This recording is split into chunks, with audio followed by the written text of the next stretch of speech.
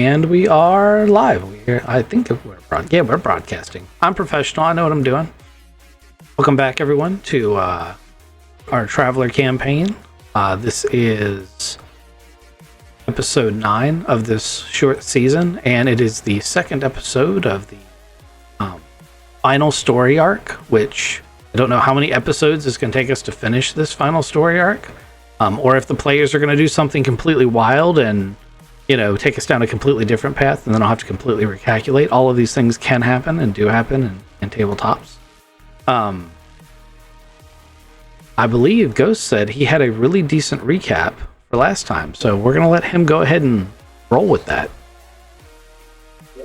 Last time on Raiders of the Coins, we're looking for some ancient Droian power crystals. They were stolen by the New Home assholes. And we're also hiding from them because we stole some stuff back. But last time we started out in hiding, spending our first night bivouacking in a garage ruin. Zigzag was driven towards a nearby building by strange feelings stemming from prolonged dreams.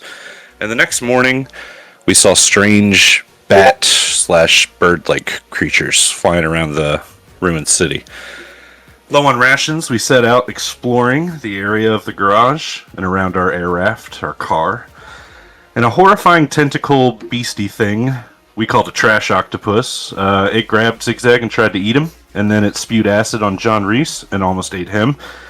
It destroyed Reese's armor, but we killed the beast and saved John.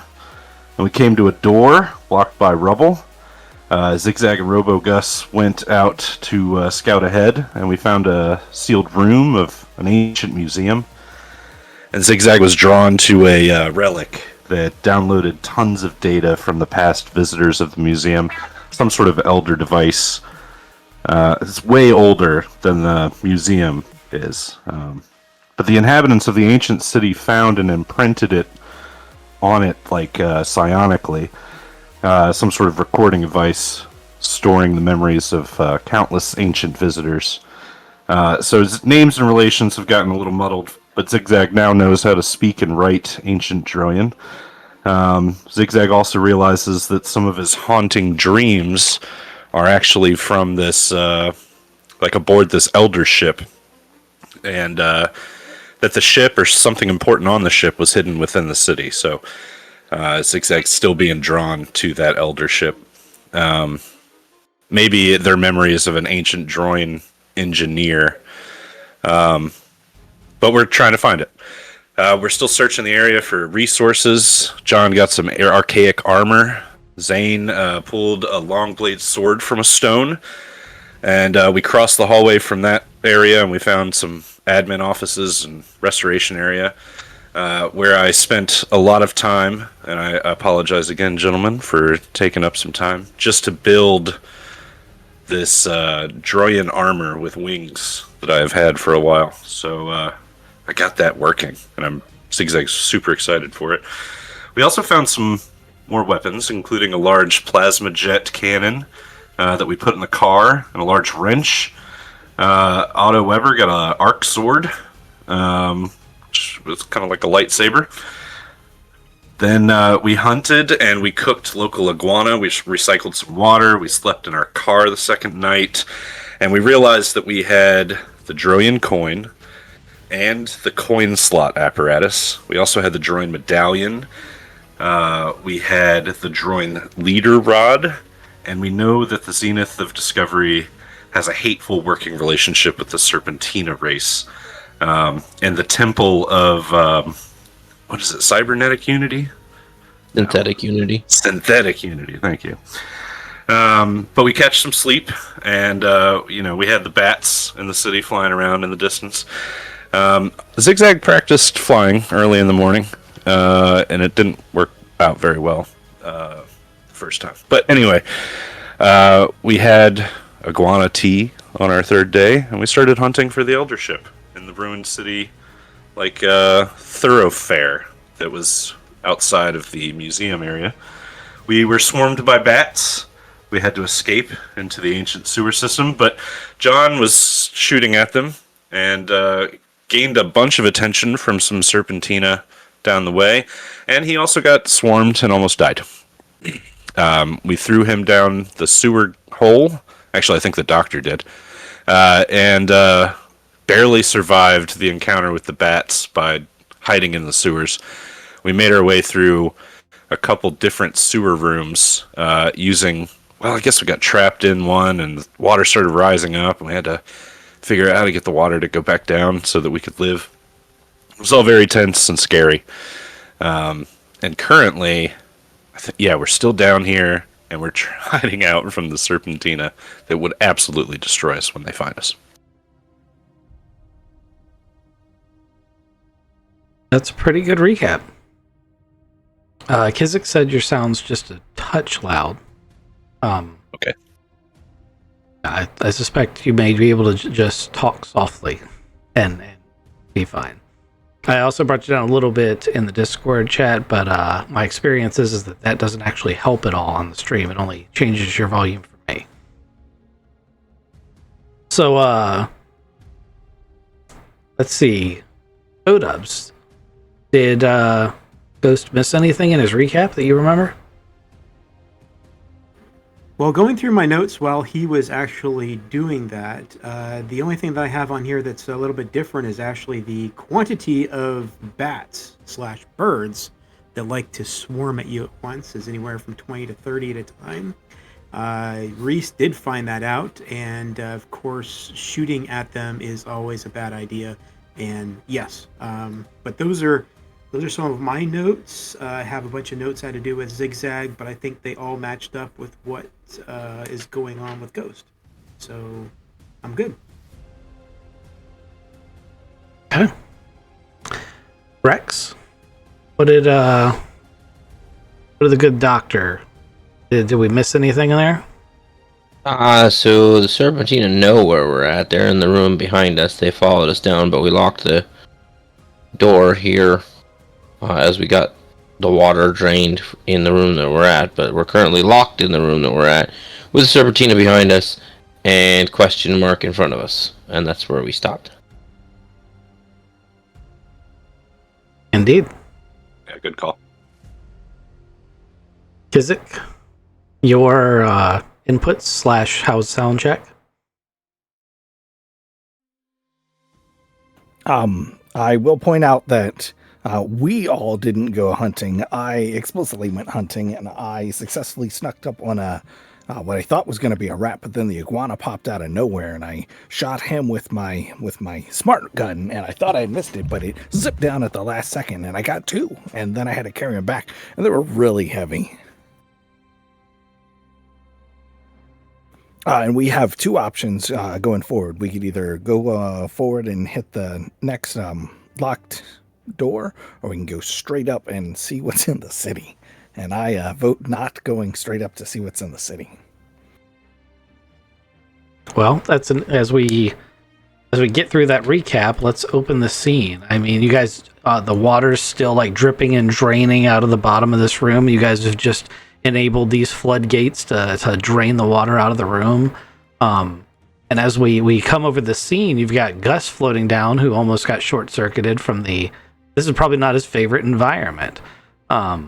Otto nearly got sucked down one of these little outtakes and got locked on the wrong side, very nearly ending Otto's poor life. But he managed to get pulled back through, I think by Zane.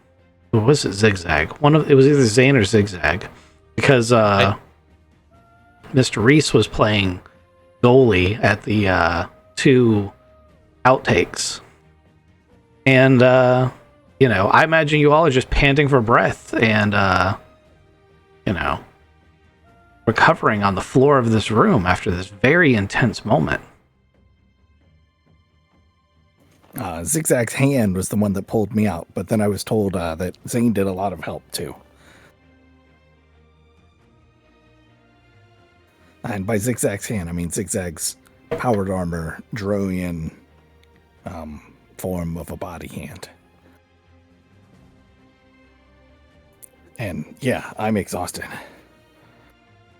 But we don't have a lot of time to waste. There's still Are they shooting in the room behind us? Are they shooting above us? Can somebody booby trap the manhole cover? And we gotta start going forward. Is everybody okay too? Reese, you got a lot of really wet bandage covers. Oh yeah, I'm definitely sopping wet over here. I'm holding on. I can survive. I think I can do this.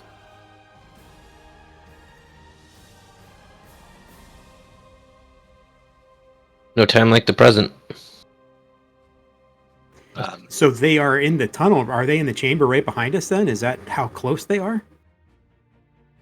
Yes, because they were breaking through. As I was shutting that door, I could hear them and see them breaking through the manhole and coming down in there. So it's a safe Otto assumption that they're in there, even though that room started filling with water too, because we opened those doors and flooded most of that room too. Gotcha. So Otto said, is there any way we could like booby trap that door? I don't know. Is there a way to seal this thing up a little better or barricade it so we can slow them down a little? I mean, you also need to open the next door. Absolutely. Zane's got the big wrench for the forehand. You wanna try to slow him down? You got like a grease or a giant banana. I heard those are very slippery. If it took some time to crank that door shut, we should just take a look around real quick, see how it goes, and get moving forward. Yeah, I do agree with Dr. Otto. I definitely do not want to go back up to the surface streets again. I'm very afraid of flying things and being thrown down holes. So yeah, I'd say we stay down here. All right, let's check out this door and see if we can't get past it.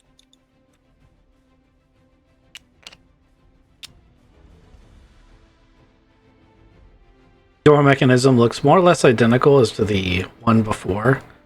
Some sort of manual crank device on the lower left-hand side next to a power outlet that seems to be able to independently power the mechanical engage and disengage for the door.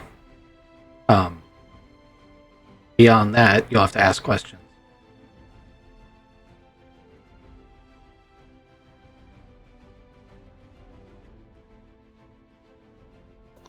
Well, guys, go ahead. Well, he can use the big wrench to open them up.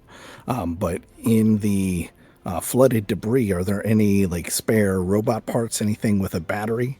And it's probably a low. Who knows? Can we look around? Roll 2d6.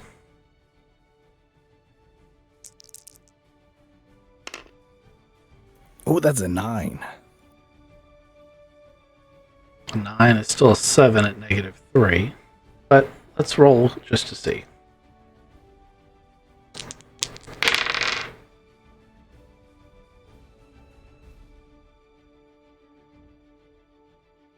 What is your mechanics skill? Mechanics is 0.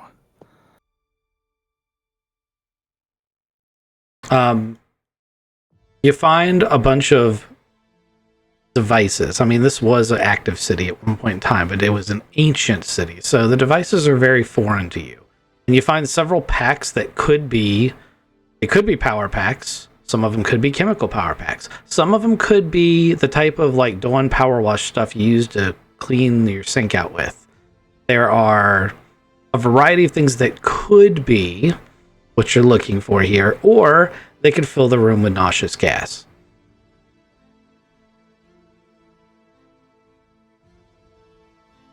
Otto very confidently walks over and goes, I am, these are, if I was a Droian or a human from thousands of years ago, this would either be a small power cell or a like popper that explodes and fills the room with gas. You want to try one of these, or you want to crank it open manually? I think manually cranking works. You got You're the the boss, wrench. though. I can help out. I'm gonna try to look for a long lever pipe, like a pipe that I can take off the wall. You got some here on the map, but try to disassemble something just so I'd have a long lever to help with some door poppage. Yeah, as you pointed out, finding the pipes won't be the problem, but removing them, especially if you don't have tools, will be the problem. It's going to be a mechanics check. If you have an appropriate toolkit, you can do it at a 0. If you don't have a toolkit and you're improvising, you got to take a -2. I'll take the 2 because I'm wearing the Droyan armor instead of my normal kit. Like I'd normally have a socket set, but they're in my overalls. Gus floats up behind him and like extends his thing he's built as a robotics toolkit. I just grab him, put it on the socket, and go lefty-loosey. A robotics toolkit would include something big enough to remove like large pipes off the wall. I always thought that meant like soldering iron kit, like and like building microchips. Yeah, he's the opposite of that. That's not as helpful. All right, well, not using the mechanic stuff, -2. I still got a 10. Okay. Yeah, you find a pipe, and you can take the effect from your score, and whoever does the cranking can add that effect of +2 to their athletic score. I will do the cranking.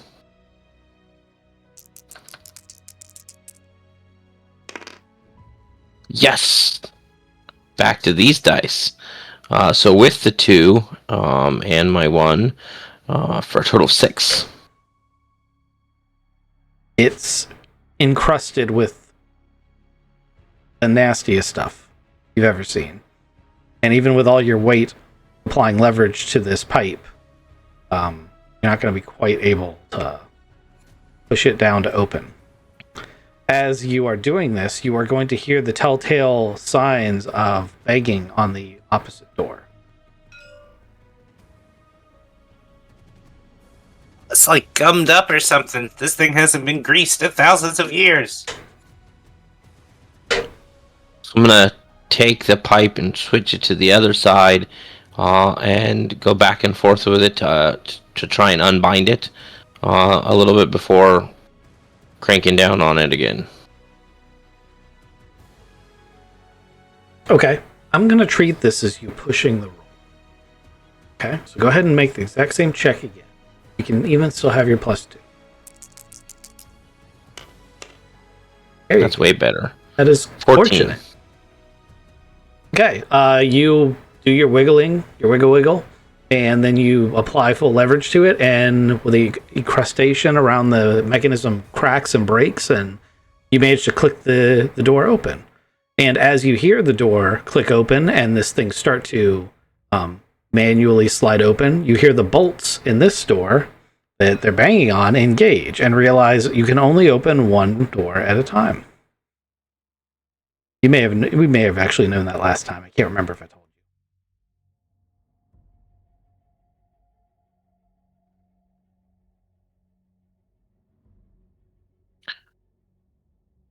Let's go, guys. They're right behind us. Yes, let's. I'm going to try to squeeze through the bottom of the door. Not quite there yet, but it will be in a turn or two. Okay. You could probably see with your advanced vision into the next room if you'd like. Yeah, can I stick my head down and try to look through? Sure. It's dry. That's the first thing. Also, I would like to know what everyone else is doing while, Zane is cranking on this thing. It's going to be taking his attention. It's also going to take time. And we actually 1d6 time minutes. I think it's supposed to be 2 minutes. 5 minutes. So 5 minutes of in-combat time is a ridiculous number of rounds. I'm not going to make you manually do each of those rounds because we're not in combat time. But I definitely want to hear something other than, will I stand and watch Zane work? What are you guys doing? Otto, do you have a welder? You might be able to put some spot welds on the other door just to keep it closed. Otto was going to ask if you wanted to rip some more panels off the wall so we could give them a secondary door afterwards. Like the bolts have engaged, right? Let's try to get this door to stay closed. So there are bolts on our side. I'm gonna just start welding those guys as close as possible. Also doing it quietly so they don't hear that we're welding their door shut. It is definitely Welding very nice. And of quietly. course, the one door, being open could help keep the other door closed too. That could help, but Oh yeah, that's very true. unless we get in a situation in the other chamber where we want to close the door, so you never know.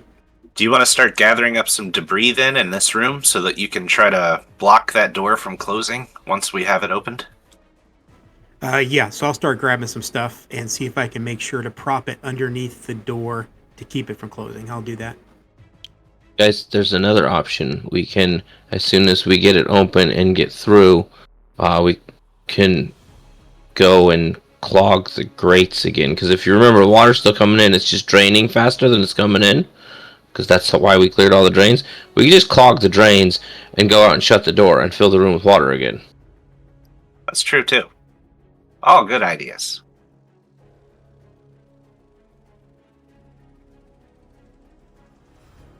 Okay.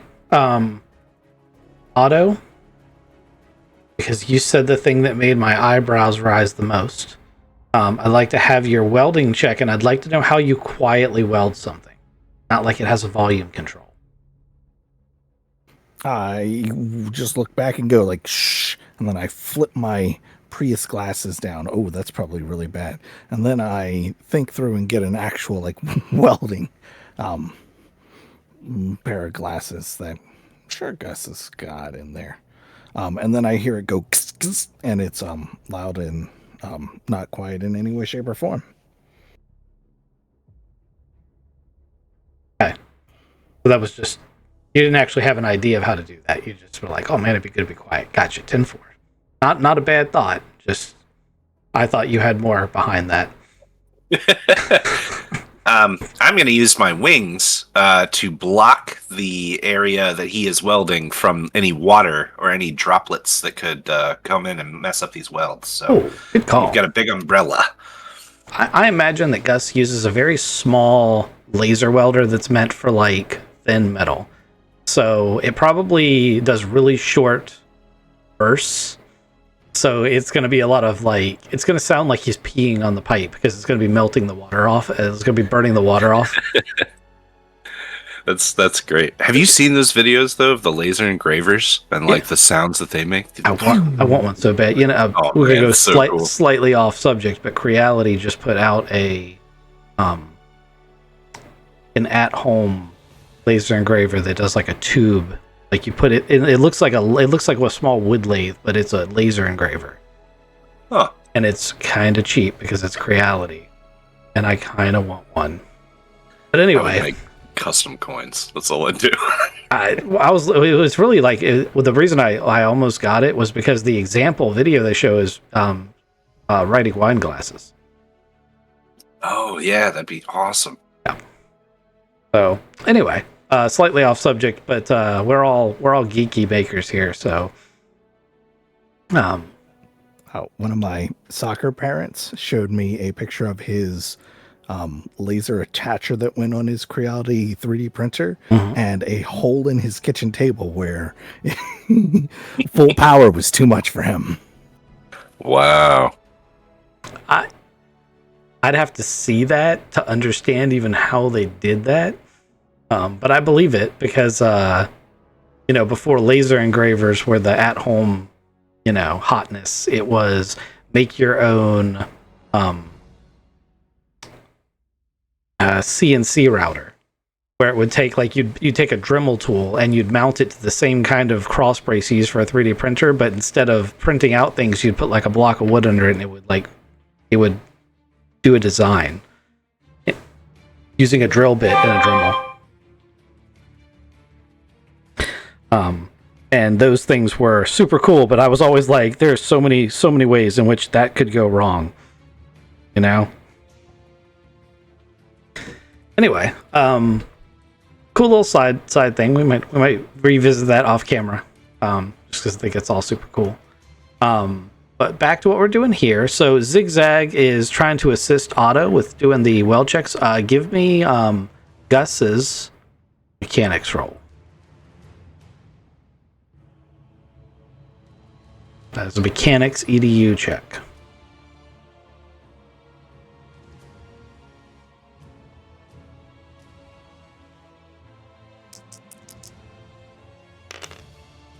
Oh, he rolled well.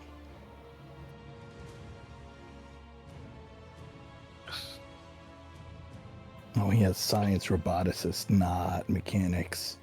That's less good. -3 plus 1 for a 8.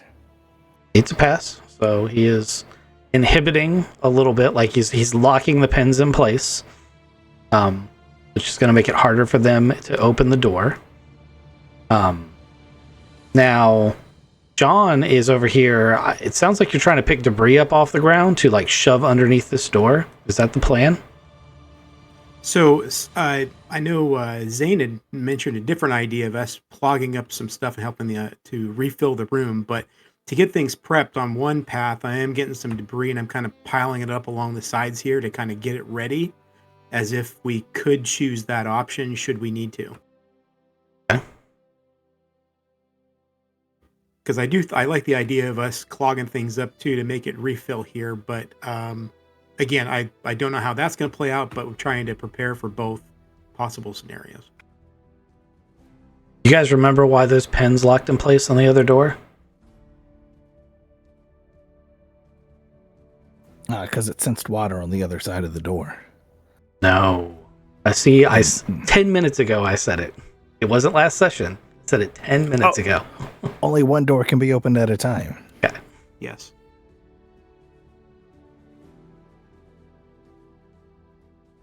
Okay. All right. So, is that all you guys are going to do? In 6 minutes worth of rounds, I imagine you can move as much debris as you want and get all those pins super well welded. It was difficult, me hobbling back and forth, but I did pile up a good amount of debris, I feel. Okay. Let's see just how intelligent / patient these serpentine are. Okay, well, they're not very smart. And they're also not super patient. My analysis of that decision-making process means you're going to start hearing laser blasts hitting the outside of this door, and it's going to start like getting not cherry red, but orange in certain spots as they are repeatedly shooting it with laser weapons. And about that time, Zane's going to get this door cranked open.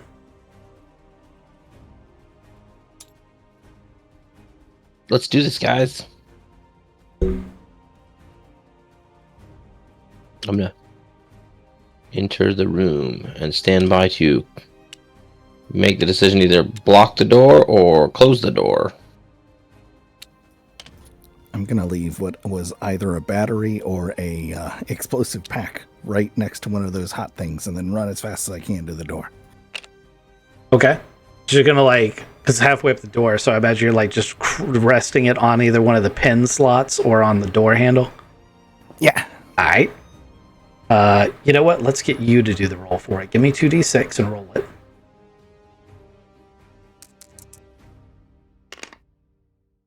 A 5. Okay. Alrighty. So you guys are rushing through this open door, is what I hear. Yes. There is still laser blast sounds coming from the other door.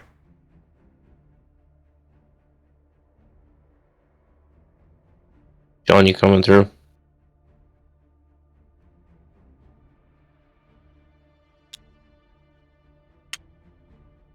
Yes, sorry about that.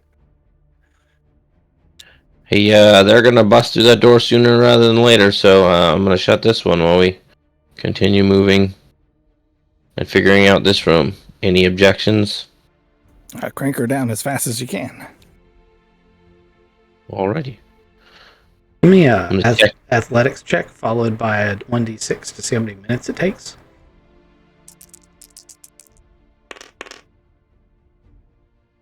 For a 9 on the athletics and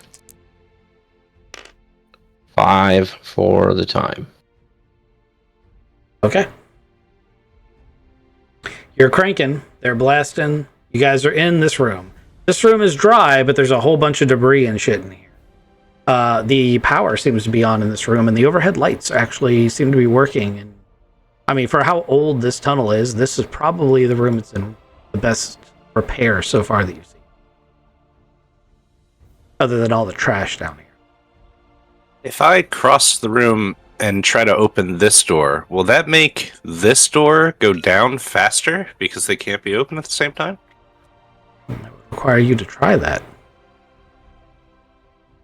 Okay. Yeah, that's an idea. I'm gonna walk over and try to. He's got a big ass wrench. I don't have a big ass wrench. You're in power armor. You can do it. With their lights being on, are there panels next to these doors that say like open and close? The doors seem to be powered. You can try to manipulate the controls, but it's very important. Like I said it last session, and I want to reiterate it.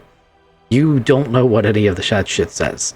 You can't read this language. This is, even if you spoke modern Trojan, this is ancient city, 1,000 years ago. So remember that you can't read any of the controls. And that Zigzag actually read it though? Zigzag can read a good chunk of the ancient Trojan. That is correct. But I want to get through to you guys that you guys can't, because right now Zigzag's across the room doing something else. Okay? Yep, gotcha. And it also is important to understand that not every culture means red is bad and green is good. That is also something that you guys would kind of know naturally about the universe. And that's why I'm cranking the door shut, because I have a habit of pushing red buttons.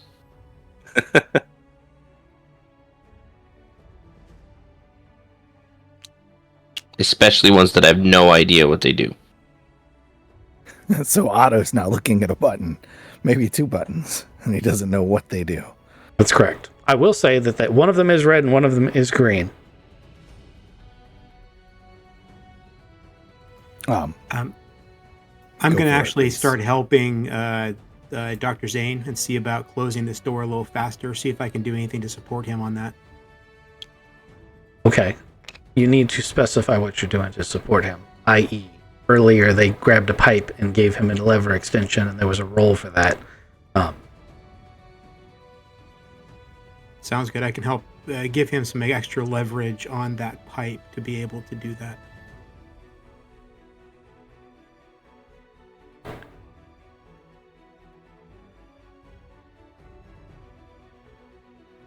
I'll let you give him a boost dice. I was looking for something a bit more creative than that, but I'll let you do that.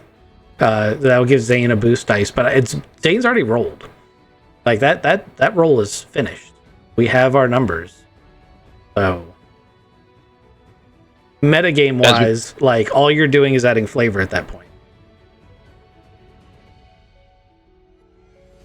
Because we still have a whole room that we can like explore and see what it is and what it's doing, and we still have, although we're sealing the door behind us, there's still a door above us that we haven't even looked at yet. There's still some other stuff in the room. I haven't looked in the room because I just turned around and started shutting the door, but we could go look around the room.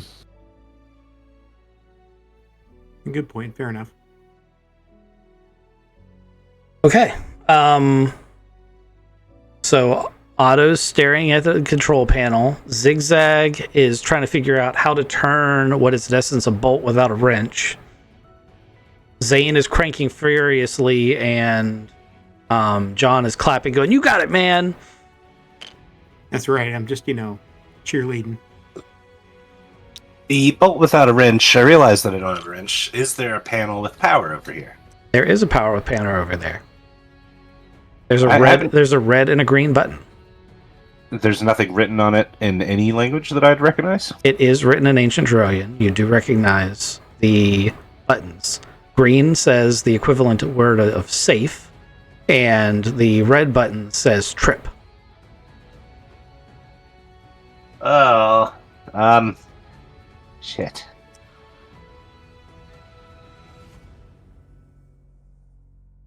Trip could mean open the door, and safe means closed. What do I know of the, meaning of ancient Droyan words?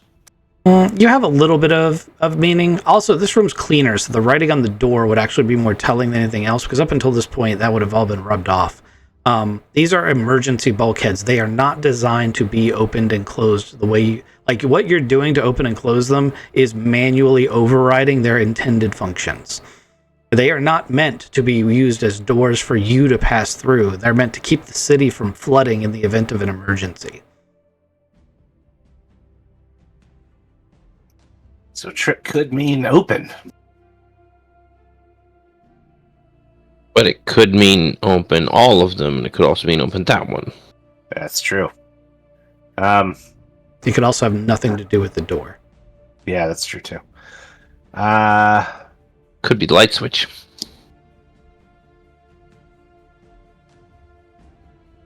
All right, well, I'm going to wait for the rest of my group to really conquer this door, I think. Without a wrench, I can't manually open it. And electronically, it could be part of a larger system. Can I roll a mechanics check to kind of understand what's going on here better? Sure. You can roll any kind of check you want to try to, as long as it's somewhat related to the room, to figure it out. You guys have plenty of time. He rolled for 5 minutes, and you're probably in minute 2 at this point. So I'm giving you guys plenty of time to evaluate your circumstance. John's going to move to the center of the room, and he's actually going to take a look at this street cover above us to make sure it's closed properly, make sure it's not loose or ajar or anything like that. Okay, are you going to climb the ladder then? Oh, I'm going to peek at it first, and then if I feel like I can try and get up there, I'm going to do that too. Okay. Peeking at it, it's closed. That's all you can tell. It's not open because you'd be able to see light. There's no light. Gotcha. Okay. So there'll probably be like one safety light so you can see the ladder. Gotcha. Probably like flickering or something like that. So I'm going to actually try to climb the ladder and get a closer look at the hatch. Okay. Hey, John, before you do that, remember, you're at 1 hit point. Which means your skills are all negative. That is also the sound of an experienced RPG player saying, "You just said you were going to climb a ladder." Okay. With that said, I know that Euthydubs don't have this experience, but let me tell you, ladders and doors kill more players than like anything else. Yeah, ladders suck. Fuck them all right. ladders. Well, then I'm not going to do that. So again, not experienced. So again, thank you for the stop there, Dr. Zane, and I'm going to go try to find something safely to do. Probably check out this equipment pack belt thing over here. Okay. So obviously all this stuff is notional. So my interpretation of what you said is I'm going to look to see if there's anything valuable on the floor in the room. There you go. I understand this is not a I have a random sheet. Well, it's not a sheet. I have a random little note in the margins that says what you could possibly find in here. So the way we're going to do it is you're going to roll a search check, which is going to be perception or something of that nature. I'd probably take an investigate if that's a little bit better for you. And if you pass it, I'm going to roll on the sheet to see if you find anything or what you find. Sounds fair. I think that's safe enough for my 1 hit point. Mm-hmm. Honestly, climbing the ladder was probably okay, but you were going to have to roll.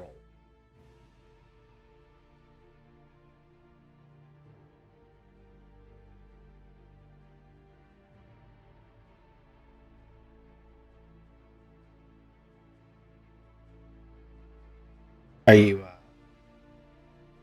help with that roll? No, I'm going to do it right now. Sorry. I was just wondering if you were better for investigator search. I was looking for investigate, but You do not have investigate as a skill, so you're better off doing a perception check. Just remember that. So that's recon plus intellect. So you're at +1. So rolled a natural 10. So That's pretty good. Well, all right, hold on. Let me roll something. All right, that's not. I have a card for something.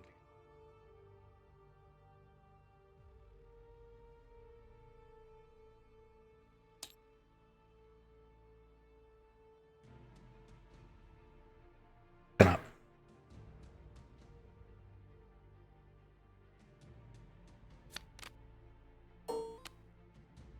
So I'm using the wrench card because I realized as I rolled this one that I don't have the actual card for this thing. So this wrench card, it can be used as a wrench. You find a like alien multi-tool. And it is like a universal adjustable wrench. It can be used on the doors, like they're doing right here. But it also seems to be capable of adjusting its size and shape to like other heads. Wow, that's pretty slick. Hey, Zigzag, look what I found. Maybe this can help you out. Oh, nice. I would like to, use that on the door if I can. Okay. Absolutely, enjoy. Last call for anyone to do things other than crank doors. I'd like to see if I can start taking apart the like limited power that there is to somehow be close to electrocuting the door once Zane is done with it. Okay. So between you and Gus, I imagine you're going to be able to get the front plate off of this light switch pretty easily. As you open it up, you're going to be confronted with what look like colored crystals set in slots. They hum Yep. like an electrical conduit does. I kind of sigh as I remember the last crystal I touched turned into stone. And I like have some extra wire that I was getting ready to plug into those and go, well, I look at Gus and he looks at me and kind of shrugs his shoulders as he floats around. Shoulders. Air quotes. You can't see the air quotes, but Gus doesn't have arms, so shoulders. Yeah, but his whole head can kind of go up and down, and it looks just like he's shrugging. Huh? Okay. So Zane gets this thing to very close to being like he's worn out too, because this has been exhausting, and he's cranked like 3 of these doors in a row. As he gets right to the bottom, you hear a loud popping noise as this door bursts open on this side. The pins have been melted through, and they've literally expended probably hundreds of rounds of, laser ammunition into this thing to get it to the point where they can literally just push it molten metal style through and make it fall over. And a bunch of Serpentina flood into this room, having a look around just as Zane puts the last crank down and this door snaps the last 6 inches shut.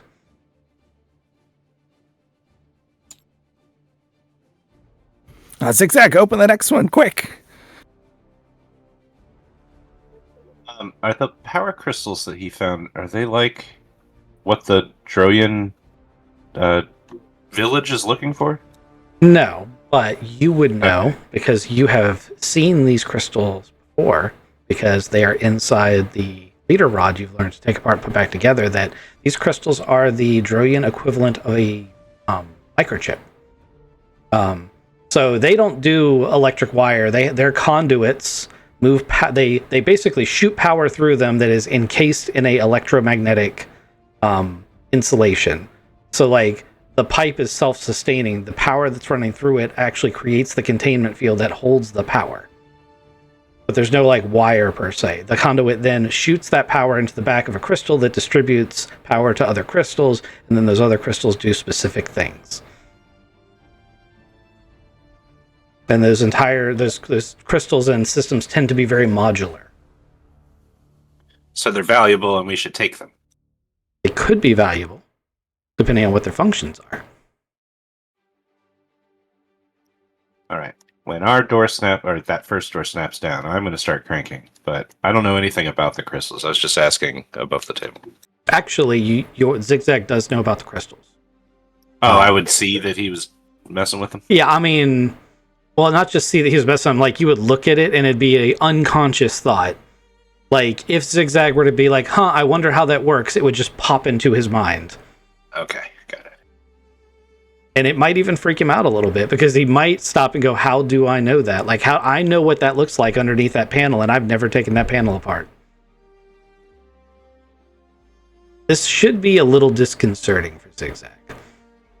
You basically had hundreds of people's knowledge downloaded into your brain. Yeah, it was a lot.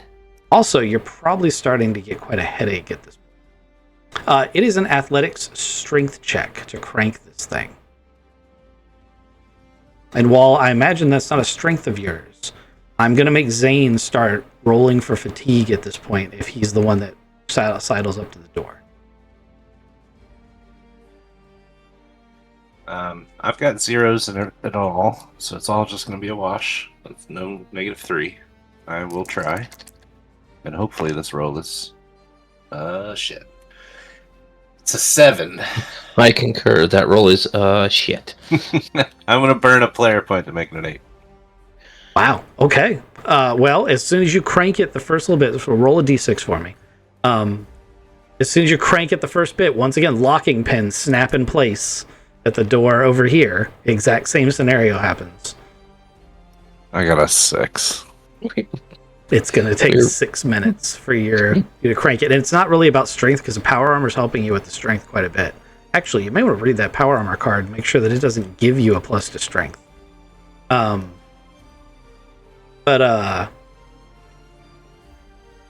don't know if it's proper power armor, if it's just armor. Anyway, it's because your arms are shorter. It's because you're short. You can't move the lever as much each crank, so it takes you longer. I have to jump to get the old lark. Once again, laser blast, but this time immediately starting as soon as they see the door shut. And already bits of the hinges that they like, it's like they know where to shoot now, and they're turning like orange immediately.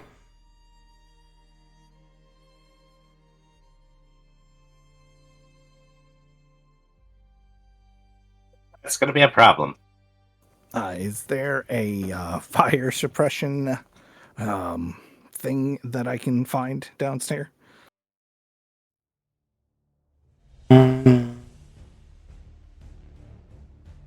Not that you know of. Looking around, you're going to anticipate that they never thought there'd be a fire in the water drainage system. Are any of these things dripping water? This room's incredibly dry, as I mentioned before. It's almost like this room was preserved up until you guys cracked it open. I'm just trying to find something that'll cool down those hinges.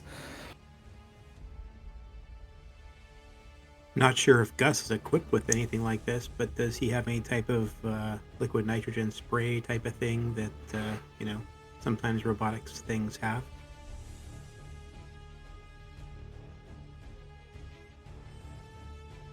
I don't know if he would have large numbers of it. I'm cranking. We should look out up top and see if like, obviously they haven't come in from the top, so maybe that might be the quicker way out of here.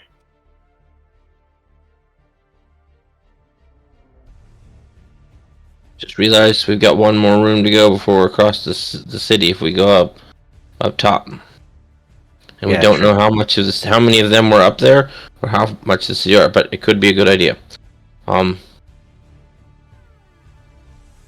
Yeah, Zigzag, you want me to take over the cranking? What do you think? I'm going too slow? Yes. I'm jumping, flapping the wings a little bit. All right, fine. Fine. You have two choices here. Ian. You may open your med kit and pop a stimulant. That will temporarily relieve your fatigue. It comes with drawbacks, is that once these stims wear off, you will be taking a -4 to just about everything. Or you take a -2 right now to crank this thing, because you're pretty fatigued and tired. I mean, it would be, honestly, it's been a significant effort. I can't say the Hercules thing. Herculean? Thank you. Man, it sounded so good in my head, and then my tongue couldn't cooperate. Correct me if I'm wrong. Fatigue is an endurance thing, correct?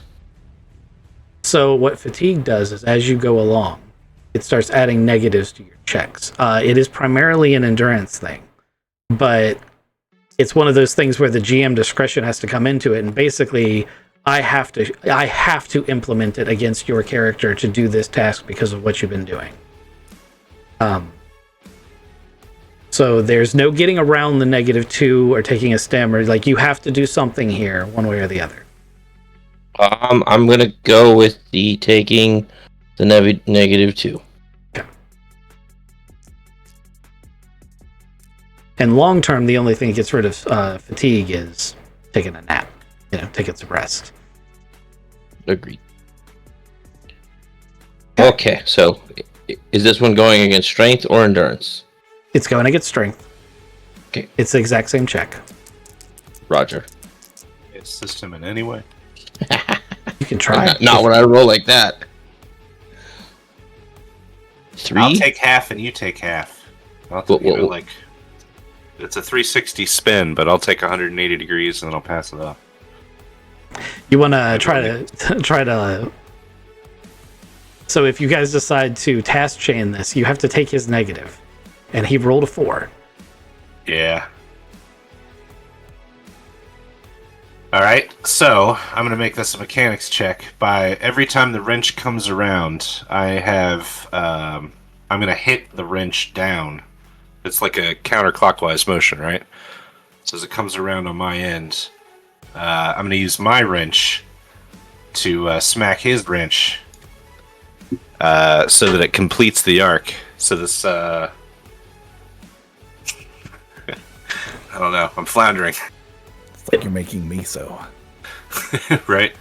I was thinking more like, the guys that used to put up the big circus tents, and there's like 4 of them in a chain, and they just like smack the thing down with a hammer. I was thinking about ping, ping, ping, ping. the old videos of people putting railroad ties in where 2 people with sledgehammers are alternating, exactly. hitting the same pin. Exactly. It's still a bit far-fetched, but a good mechanical solution might be that you're swapping out your wrench for his to make sure it's always on the down pull. There you go. Yeah. Pulling our wrenches off. I'll let you go ahead and try that, but you still got to take his negative. -4. Oh, that one's cockeyed. Damn it. Is it a 1? It's a 1. It wasn't that cockeyed. Yeah, I rolled a 5. I've got 1 in mechanics and 2 in intellect, so that's an 8, but still -4. Okay. You guys are really struggling with this door. And that's getting to be problematic, as now parts of the door are going to be turning cherry red unless someone who hasn't gone yet wants to do something to potentially help offset that.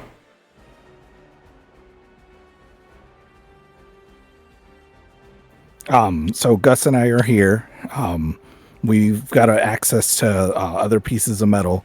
We're going to take metal and just try to like induction heat, pull some heat away, and then drop it and just keep trying to suck extra heat off of the red hot chili peppers. You're going to get Gus to like tack weld fins on it to make heat sinks? Yeah. Okay. It's also... Yeah, actually, that's a really good idea. Give me a mechanics check.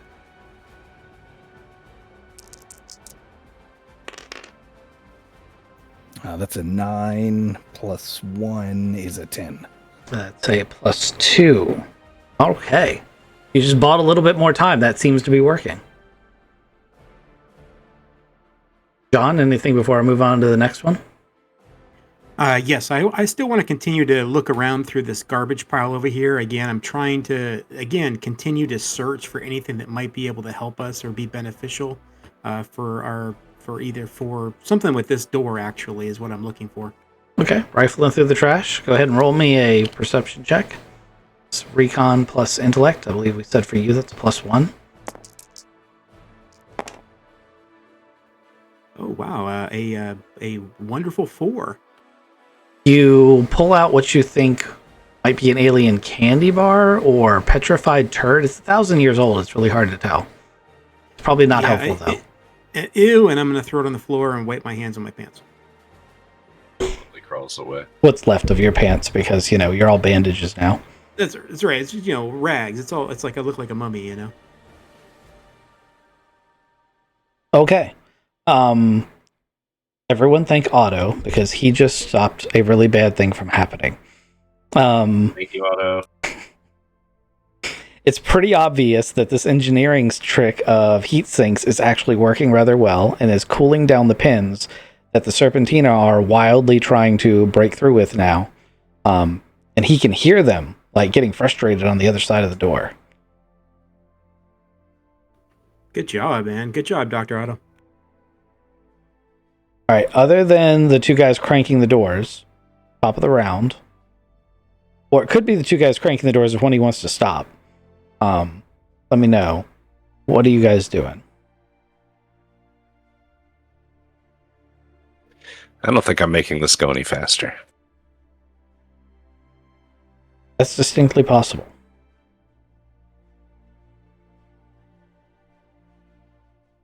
I don't want to give up. It just seems very non-Azorg to me. They usually stick it through, even dumb decisions.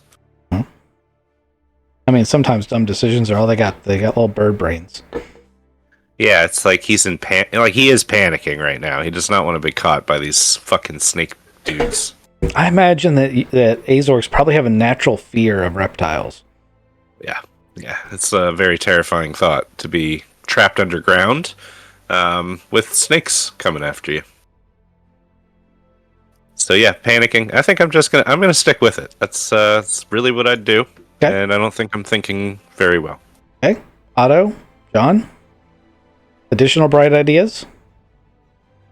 I've got a little heat sink going.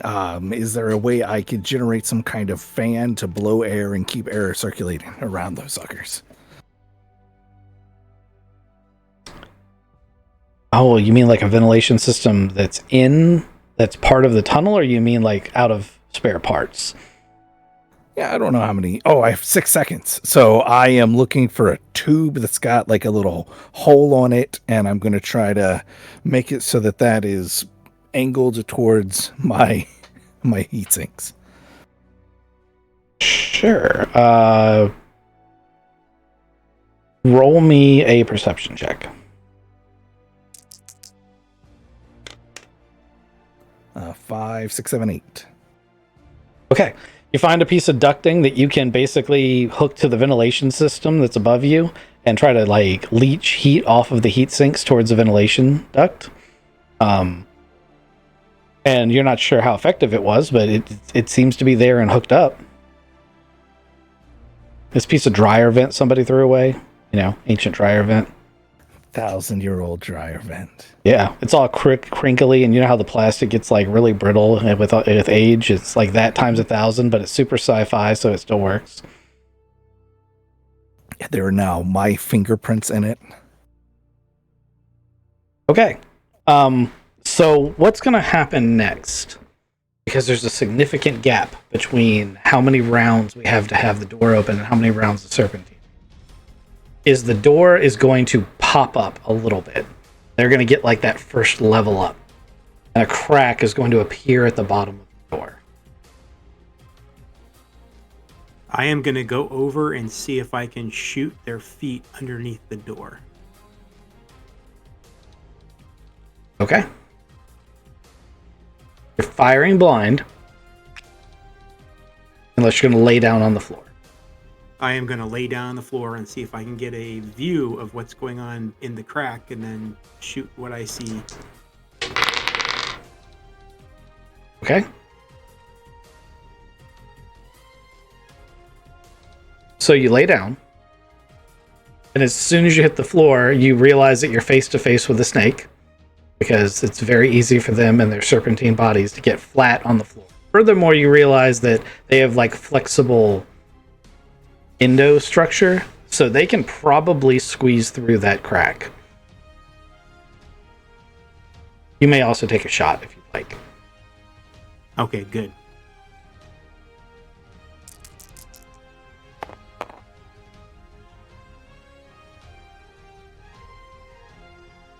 So I have a 9.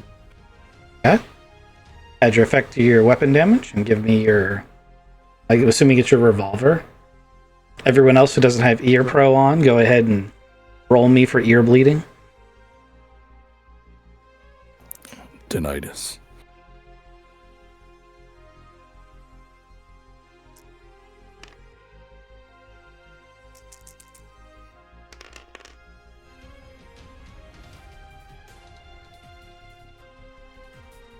Okay, we have a 19 minus the 1, which was my effect, right?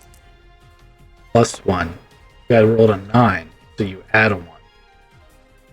Oh, gotcha. Sorry, that was going the wrong way. So it is 20. That's what I have for my damage. Minus 3 for that, so it's going to be 17. Okay. And so 17 minus 5 for their armor is 12.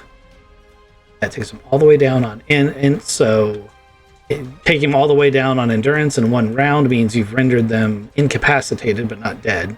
So you pull the trigger on the first guy, and I'm going to say you make the rifle like explode in his face, and he rears back. There's quite a few of them in there, and this is probably not a long-term tactic you've adopted here. Yeah, guys, there's a lot of them back there.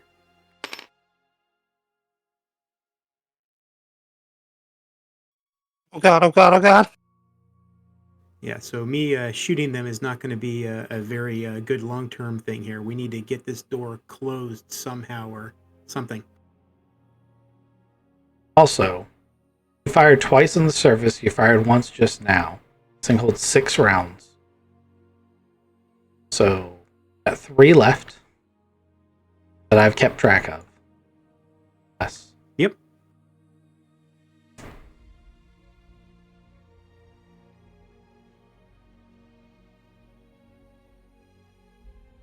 We can either roll initiative and you guys can try to combat this out, or I can listen to see if anyone's got a clever plan. Here's a not clever plan. I've got the panel off of the wall, and I had a green button and a red button. I'm going to press what I think is the red button, and then I'm going to try to hide around the wall. Okay, so what I've heard is everyone needs to roll initiative.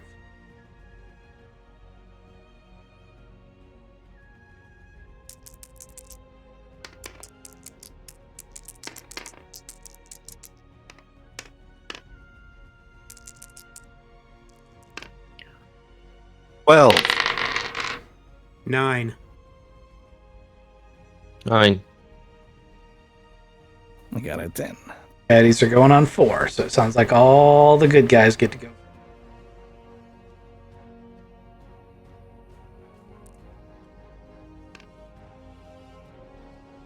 Okay.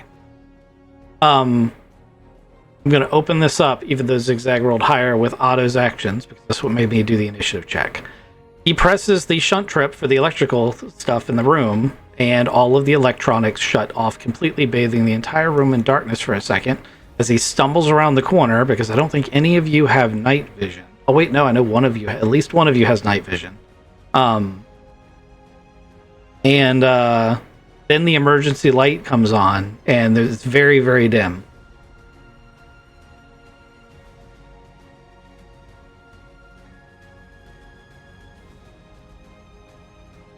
Then, Zigzag's top of the round.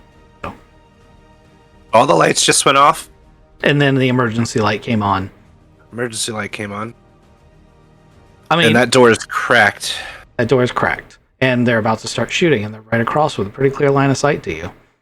Yeah, don't like that. You can, I'm gonna. you can look at what you're doing over the door and very easily tell there is no way cranking this door is going to happen before those guys get in here.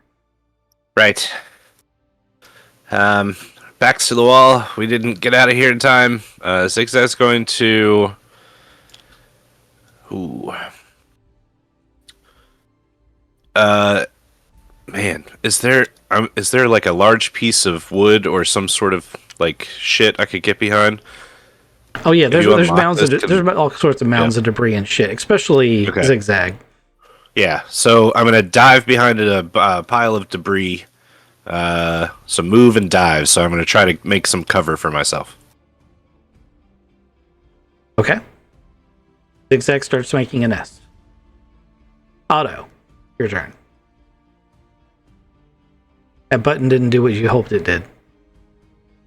That butt did not close the door. Oh man, there's a lot of people coming at me. I've got a teeny tiny gun, and I've got a Gus with a slightly bigger gun. I can't see because it's dark. Oh no, it popped back on, so I can see, and I can see him coming through. I'm going to take the scariest action, but also like trying to make sure my team's right behind me. I'm going to pull out my pistol and point it at the underneath part of the door, so as soon as they pop through, I can shoot them. I'm going to aim at the door, and then I'm ready for him. We might need to go up too.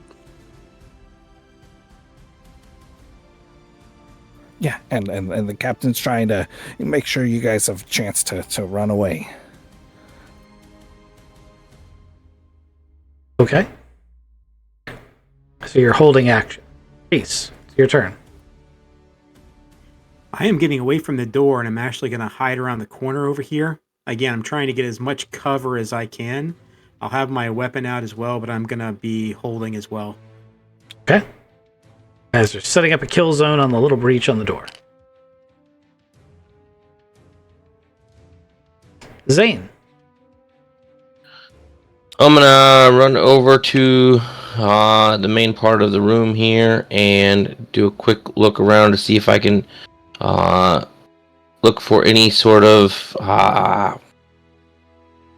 potential biological agent that I can make into some sort of poison in the next coming turn, because that's more than 6 seconds to do all of that. To make this easy on me, why don't you just do the perception check to see if you find anything useful on the... Because I sort of already made a chart for that. 4. Oh, sorry. 5, 6. 6. Okay. Well, unless you want to spend a player point, then fail. I'll spend a player point. That sounds like fun. Okay. Weapon, gadget, or explosive? I like explosive. Okay. I don't know how to justify its existence down there, but you may find a fragmentation grenade. Sweet. Since you spent a player point, I just let you choose. The fragmentation grenades, I don't think I have cards for them. I always mean to make cards for them, and then I don't. They are on page... Oh, that's the wrong book. Got to make sure you're using the right supply catalog. Not using the right supply catalog, your page numbers won't. A fragmentation grenade. Stats are on page 157 of the central supply catalog. But I'll just tell you here, it is 5D, blast 9. So everything within 9 meters of where it lands will take 5D. Roger.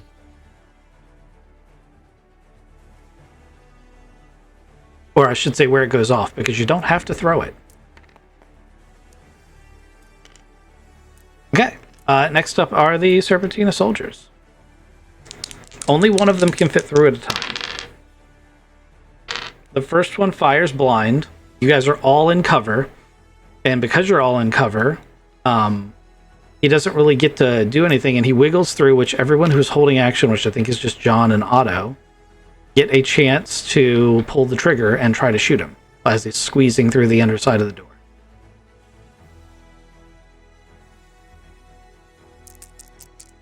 I'll accept Zigzag being in cover and try to take a shot as well if he wants. No. I rolled snake eyes.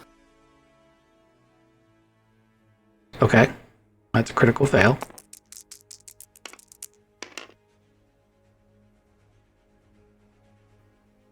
Got an 8. Okay. Roll your weapon damage. I got a 13.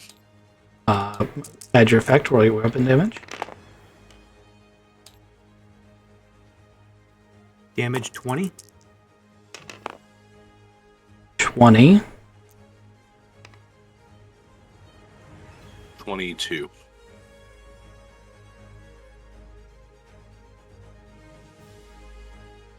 Holy shit, though, Dubs. Well, you wasted all of your luck in one shot. You rolled 6, 6, 6, and 5. You guys see this? I also rolled 2 6s and a 5. Don't say it's all my luck though. Don't jinx me. I mean, yeah. Otto shoots his little thing that goes pew, and then boom, boom, comes right by him, and Otto goes, huh. That was whoa. Well, I have to do Otto's thing here. Hey, here's a coin. Pick you and Gus, heads or tails, and then flip it. Gus's heads. Oh, Okay. I'm tails. Roll your weapon damage and then apply that damage to your foot. Oh no. Also, your weapon's out of ammunition. Hope you brought spare. Yeah, I've got 2. I have 4 total shots left. Click. Okay. This guy, you guys don't actually have to do the math. Not only is he's not incapacitated like the last guy is. There are no bits of this guy bigger than like a thimble. You guys evaporated this motherfucker. What kind of weapons? Like, what kind of weapon are you carrying, Zigzag? Accelerator rifle. Oh yeah. Someone accidentally mismarked your rounds and they were like explosive tips or something. Like there's just gibs of snake everywhere. He was so terrified of snakes. Just held the trigger down. It's not even worth doing the math. Although, I mean, it's like 40 damage total. All right. That brings us to the top of the round, which is Zigzag's turn. I'm going to try to climb the ladder. That's assuming that Otto is conscious. Because he did shoot himself in the foot, and he is quite a lightweight. Does shooting in myself in the foot bypass my armor? I assume it does. It does not. You're still being shot. Okay. Then I am still up. Okay.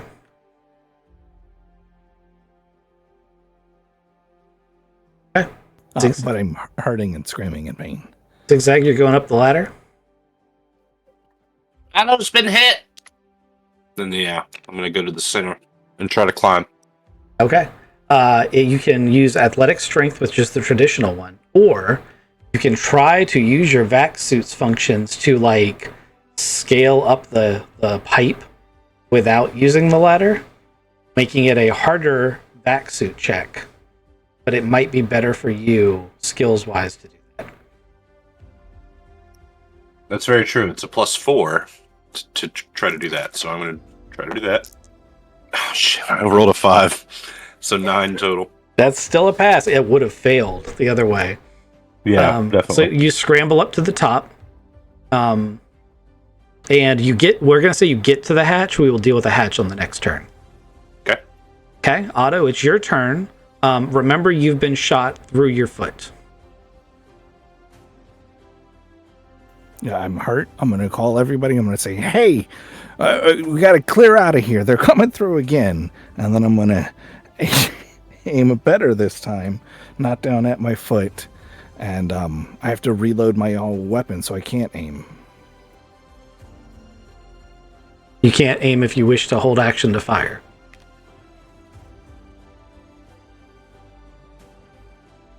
All right, then. But I can reload and then wait for him to come through again? Yes. I reload. I've said, everybody get out of here. And I aim back again. Okay. Reese? I am down to 2 shots in my revolver. I'm actually going to reload and hold position as well. Okay.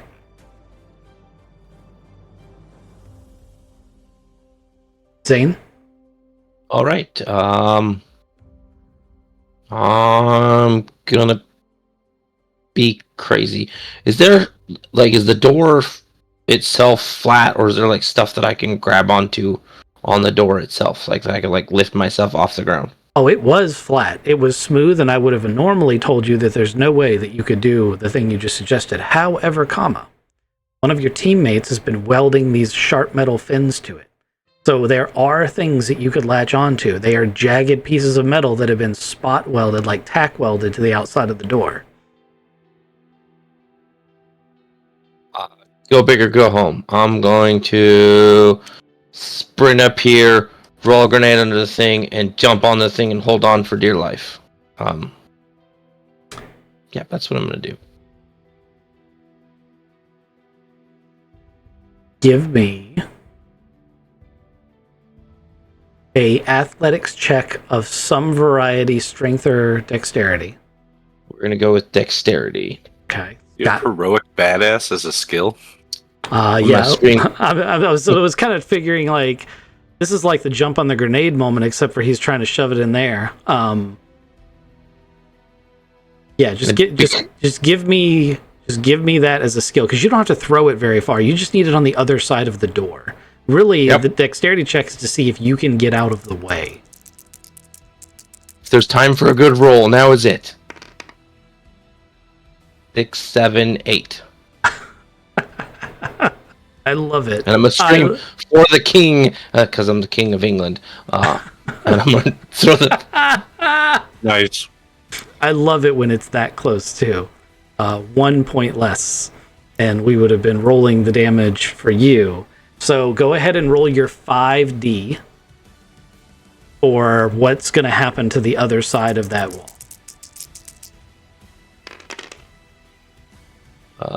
19. Okay. I'm gonna GM say that these guys are all definitely within 9 meters of each other in a confined area where the explosive force wouldn't really have anywhere to go. The only thing I am gonna do is I'm gonna say that I need endurance checks from everybody in the tunnel from the sound. Zigzag, you're in a fully encased helmet, so you may have a +2.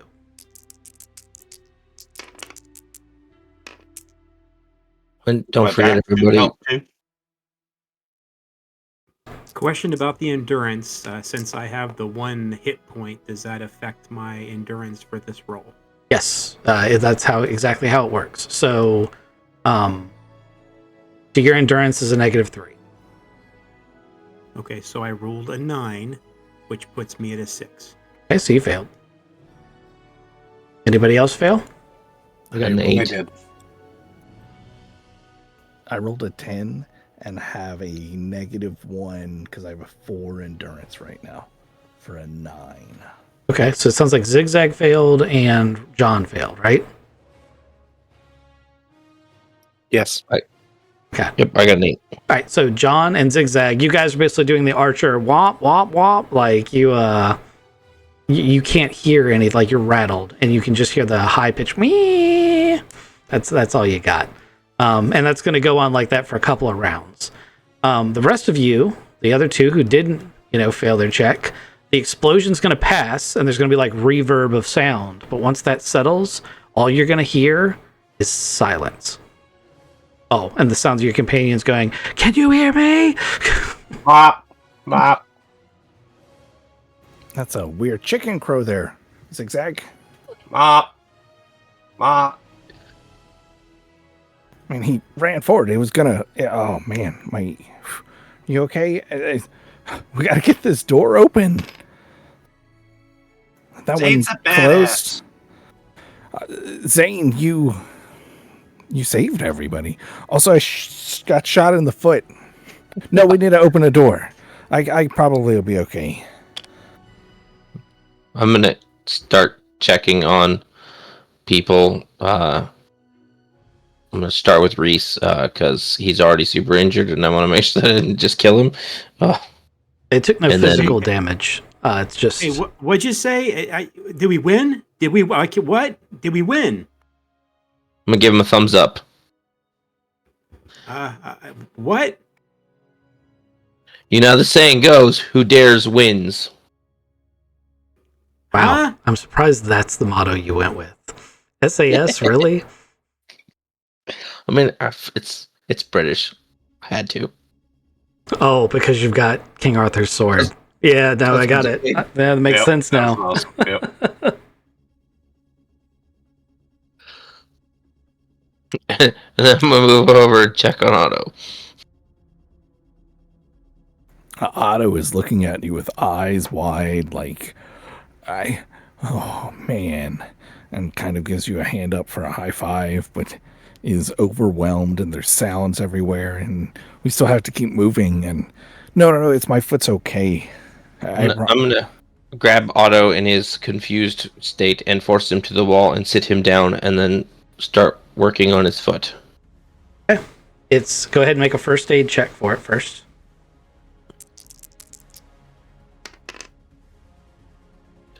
$13. Okay. You get a +2 for your advanced first aid kit. We established that last time. 15. Okay. Take your effect, add it to whatever points he lost. Hopefully that brings him back up. I've got extra points. You can't have extra points, but you can be brought back up to full. Doc, it doesn't even hurt anymore. Are you really the king of England? It's also worth Yeah. remembering that injuries like that are still permanent. You've just, like, you got your hit points back from a metagame perspective, but you will need to seek medical care, and you'll need to keep in mind that you have a bandaged hole in your foot as we move forward. Just as Reese needs to remember that he's got like hundreds of tiny bites all over his body that can easily get infected or cause him issues. There's a bunch of dead Serpentina in the other room. Kind of some in this room too. Hey guys, why does it smell like barbecue? Tastes like chicken. I would never eat one of those. That's disgusting. I am already up on top of this ladder. Can I stick my head out and see what's going on the street? Sure. I would like to first do this sneakily. So can I roll a stealth? Yes, you may.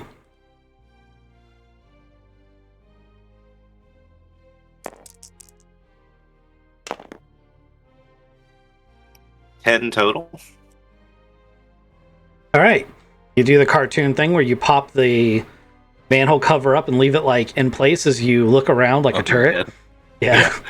Just scan around with my 4 eyes. And then there's even like the do do do do do do do do do, and then you like put your head back down. You don't see anything immediately threatening in the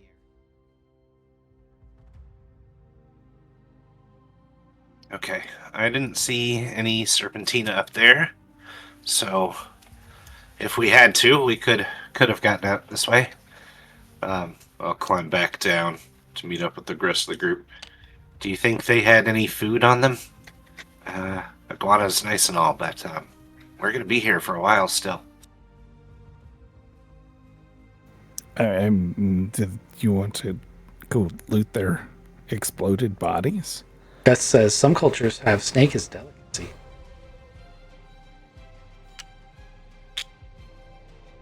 I was just thinking maybe if they had some, beef jerky or something. Like this guy here, at least. I'll Yep. check him out. Give me a perception check because you basically just tripped over something. So I want to see if you found it. Oh.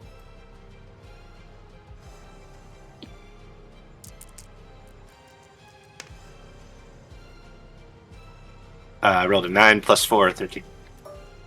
Okay. They used to have specific tokens for it. I did with them. The rifle version of this, the TL-12 rifle version of this, is what these guys were carrying. You trip over a fully intact rifle, and on the guy's gun belt, you find 2d6 worth of magazines. Doesn't mean you can actually use it. Actually, you might be. No, you have gun slug, but Yeah, I've slug. but you do find a pretty badass snake weapon. Wow. They had tons of magazines then. They were shooting thousands of rounds. Yeah, they were empty. So one of the things I was rolling for was to see if they would like run out.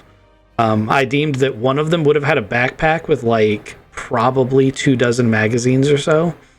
But also when you do the damage, like so that it does 5d damage per trigger pull, and the door only has probably somewhere in the vicinity of 100 hit points. So, like when they know where to shoot. Ooh, that was a big boom. Yeah, jeez. So when you think about there being, what are there, 5 or 6 of them all firing their rifles at the same time, 100 hit points is not a lot. Like that door. Yeah, melted.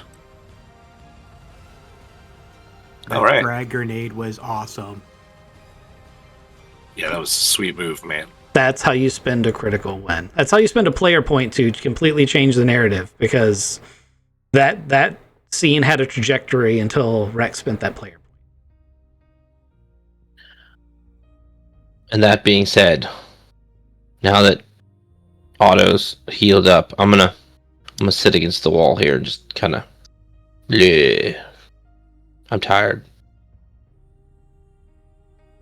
We should try to find a place to rest.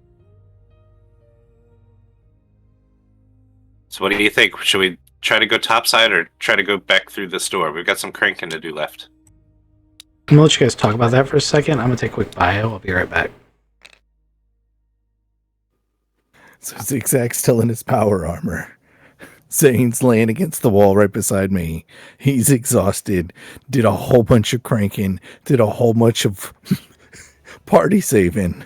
Reese is exhausted. He's covered in bandages. I've got a limp to my foot. Oh, man. So, Zigzag, you said up or down? Do you guys think Yeah. we should probably try and hold position just to, try to rest up or recuperate some of our energy, since we're all kind of, I guess we're in kind of a safe place right now, right? But we're probably in an absolute horrible place right now. My bet is these guys have comms with whoever. So if they don't report back in, like more will be coming. I agree. Yeah, this isn't safe. I mean, it's safe for like 15-20 minutes, but it's not like I'd want to stay here all night kind of safe. Yeah, don't take a nap here, but let's catch our breath for a second.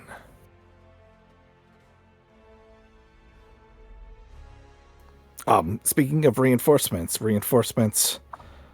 coming from above are easier to not get shot at by if we keep going through the sewers. But it is like exhausting watching you guys crank open those locks. You guys. Zigzag tried to help. Okay, fair. Tried to. I didn't do a great job. I try to close the door, and the red one doesn't close the door, Zigzag. I saw you looking at the panel. Yeah. I read the words and I thought I understood it, but then I didn't really understand it, and I was kind of panicking, and I'm sorry. Yeah, I was panicking when there was a snake coming underneath of a like quarter-inch. Did you see them sneaking through there? Yeah, they're terrifying. And you just walked up to one and took their gun. You're badass too.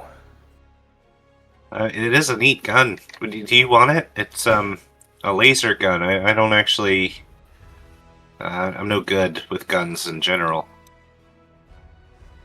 That looks like a really nice gun. You don't have laser or energy? Nope. I do. Here, It's got some extra cartridges with it. Cool. Put that to some good use.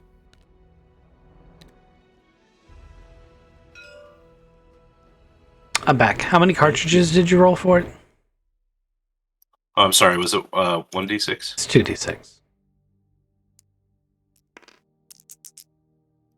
Listening to this thunder coming right out my window. Holy Right. shit! I rolled an 11. All right, well, this is going to be a lot of magazines. I'm going to write laser rifle on them so you know which ones they're for. Gotcha. I'm gonna go ahead and reload my accelerator rifle.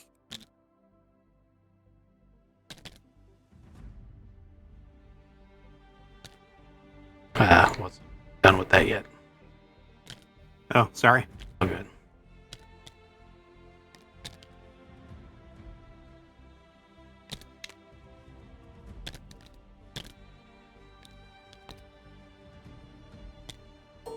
There you go. You've got lots of magazines. Oh, we're able to shoot a lot of stuff. Yep. Remember, it is the TL12, so it's basically this bottom line on both sides. There's 2 weapons listed here and 2 tech levels for each.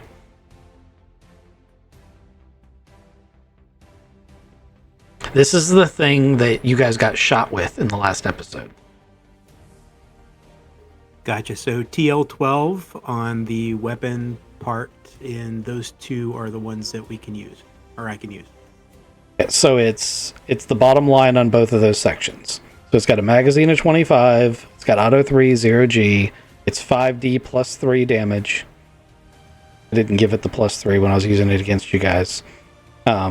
Range of 400 meters, which is basically means it's like a sniper rifle almost. Because lasers are also pretty accurate.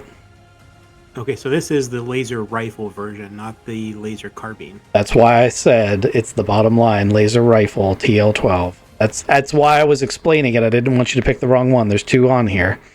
And I'm stating it to reconfirm, so Yep, that's fine. So gotcha. And auto 3 kind of means it's a laser machine gun, you know? Of course, that's going to make it chew through ammunition very quickly. But, Pew pew. yeah.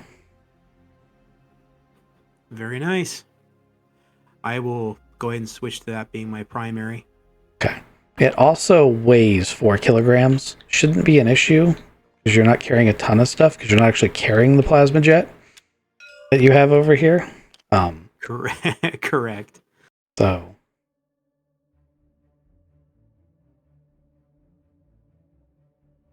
Did you guys go through underneath the door to search the other corpses or just the one that was on this side of the door?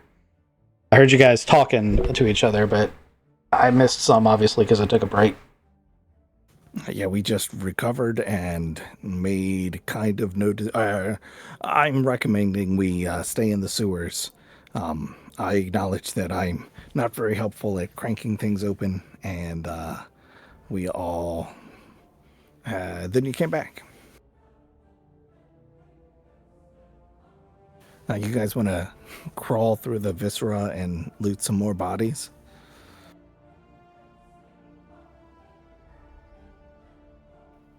I'm good with what I have. I'm not really in the mood to crawl around too much. I'm kind of just taking a breather too. We do still need food. I didn't find any of that. Are we gonna cook up some serpentina? Oh no. Ugh. Just speak. I mean, the thing's not open. Can any of us fit under the door as it is? I mean, you'd have to crank them open, but you're no longer in combat time, so you wouldn't even be a roll. You can just crank the doors open. I'm not cranking shit. I recommend we go take a look, though. Hey, Otto, before you go, can I talk to you in the corner over here, sir? Yeah, definitely. Hey, now that we have a break here, I got shot earlier. In case I know nobody's really tracking that, but I'm gonna need you to do some checking up on my internals to make sure that you can do some first aid on me and hopefully fix me up. He can use your first aid kit, which allows him to do it even if he doesn't have the skill. If he does have the skill, it gives him +2. Actually, I think it gives him +2 regardless. And you, being a doctor, can give him a boost. And hey, Doc, while you do this, when you use my scanner and whatnot, you gotta promise me you're not gonna tell anybody else what you see. Also, metagame wise, technically you can work on yourself at a -4.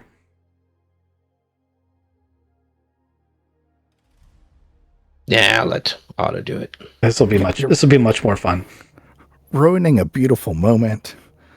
Oh man, he's gonna trust me to look inside. Oh, okay. And I can use all. Wait, you said don't freak out when I use the scanner. What would even that mean? There's a reason why you're doing this check, Doc.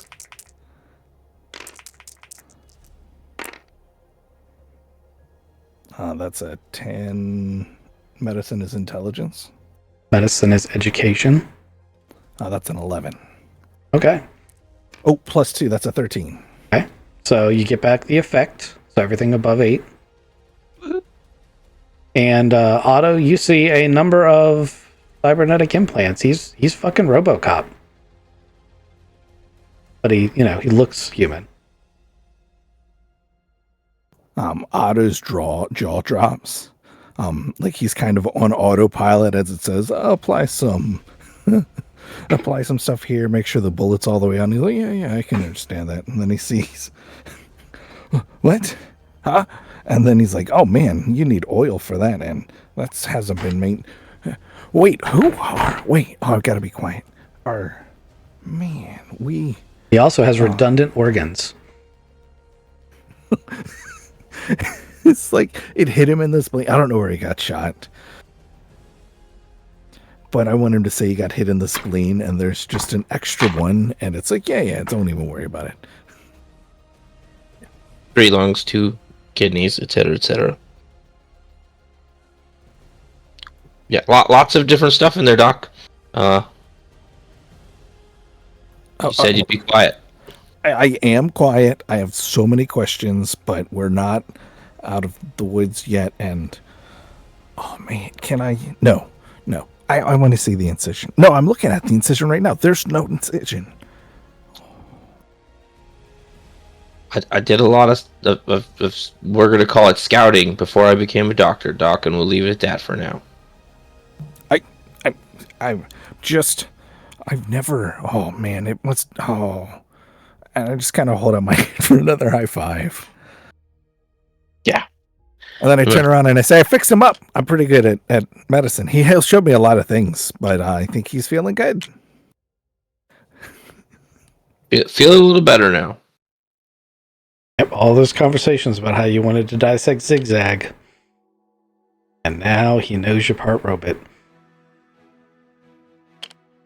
Zigzag doesn't know I'm part robot. Yeah, but Zigzag wouldn't want to take you apart. Mm-mm. And I know where the incision starts. Oh, man.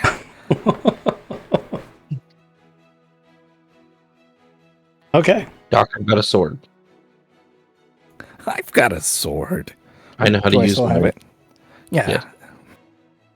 We all have king. swords. I'm the king of England. Y'all. Can I be knighted? Wait, no. We're still got to keep going. Okay. We're cranking the back door open and seeing what we can find in the Serpentina mess. Okay. You guys open up this door.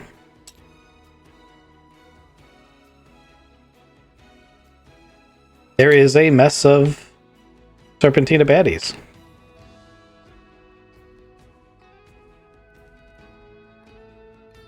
I'm gonna start looking for food. Okay. Roll me a perception Hopefully check. they've got a backpack with rations and stuff in it.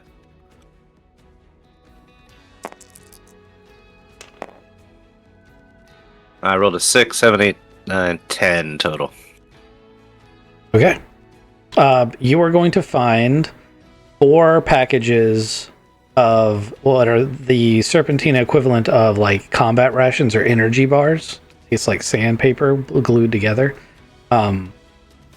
You will immediately notice, looking over the packages, that they are designed for the nutritional needs of snakes. So they're not inedible to you guys, but they won't necessarily do the same job. Ugh. I found some meals ready to... Barf. What is this? Barf? Back up. It's an MRB. Well, it's better than nothing. We've got some rations if, an emergency calls for it. Does anyone else want to search, scan, do anything specific? I absolutely want to go over there and investigate until they pull me away to do something else. I'm going to start researching the anatomy of the Serpentina because it's kind of a passion of mine. So Okay, well, you want to scan them with your scanner. That's a medicine check. While he's doing that, I'm just going to search the viscera for anything interesting. Give me a perception Well. check. So with your 12 medicine check, you would learn a decent amount about their anatomy. They are a clumsily uplifted species. It's unlikely that they are a natural evolution. More likely they are the result of some species playing with genetic modification, but how this came to be is not something that's evident. Like, you don't know by scanning them how that came to be. It's unlikely, though, that they evolved into this form. They are intelligent design. They are, however, edible. You can choose to keep or withhold or distribute that information as you want. There is actual nutritional value if you guys chose to eat them. It's also worth noting that they tend to eat people. Like, people are part of their diet. Hey, Zigzag. Yeah. You should probably eat one of these guys. It's good for you. What? Really? Ugh. You know, you can't get over your fears until you eat them. Like That's the like- ancients and the getting. Yeah, that's a total Diamond medical... power. Yeah, totally a Yeah. medical rule. Like, you eat them, you're going to get over your fear of them. But how'd your roll go for your search? Because you're looking for practical shit like gear, right? Yep, and I got an 8. Okay. You find one flak vest, and you find one more of those rifles. Unfortunately, the power packs secondary. So the power packs you have are all the power packs you have. Gotcha. Flak jacket would definitely be nice, though. I'll be right back, gentlemen. While they're having their conversation, I'm gonna look through them for some kind of computer, some kind of electronic. Did you by chance have a card for the jacket? I'm Might have probably working. I'm working on it, man. I was about to mention, I saw you all the way over there. I'm like, oops, I did it too early.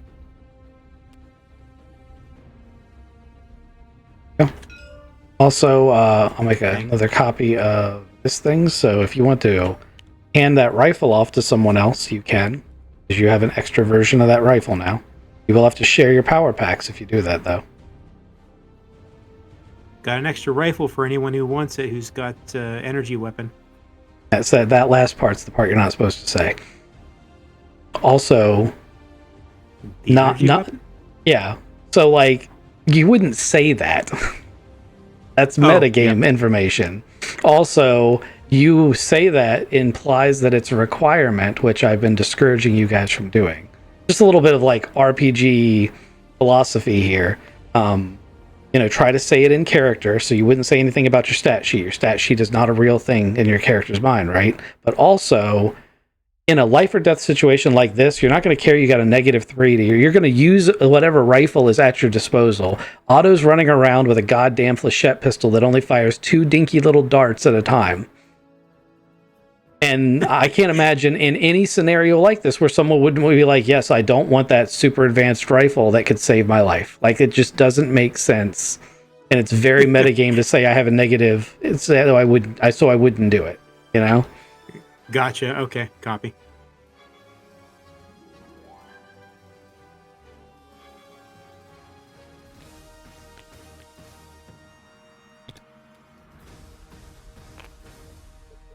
Oh, would you like the rifle?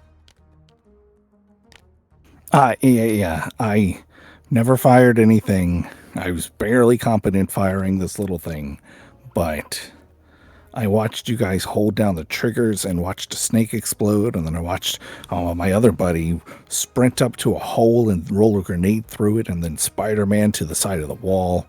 I need to up my game. My smart rifle was not helpful. I think I might have shot myself in the foot in all of the commotion. Not a rifle, it's a pistol. Hey, Otto, you need some clips with that gun? Yeah, that's normally how guns work. Except we only have one battery pack, right? That was what we have. Well, this No. you put cartridges in it. I can see that, and I've never fired one of these. You have 11 magazines for this thing down here. That was the whole point. We did a whole one. exercise. You get one magazine. I'm just Okay. kidding. You can have some more than that. Thanks. Just one? I'm just kidding. Going to take like 5 or something like that. Like 5. Okay. So that's 7.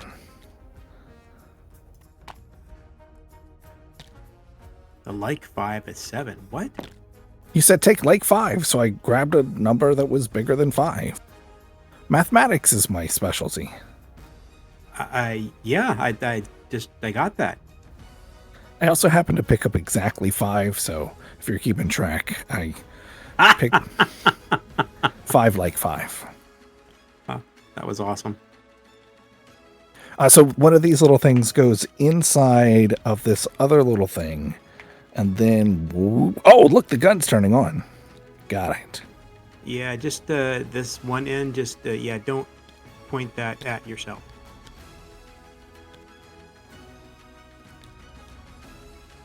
It's worth noting, Odubs, you cannot wear the flak jacket and your armor at the same time.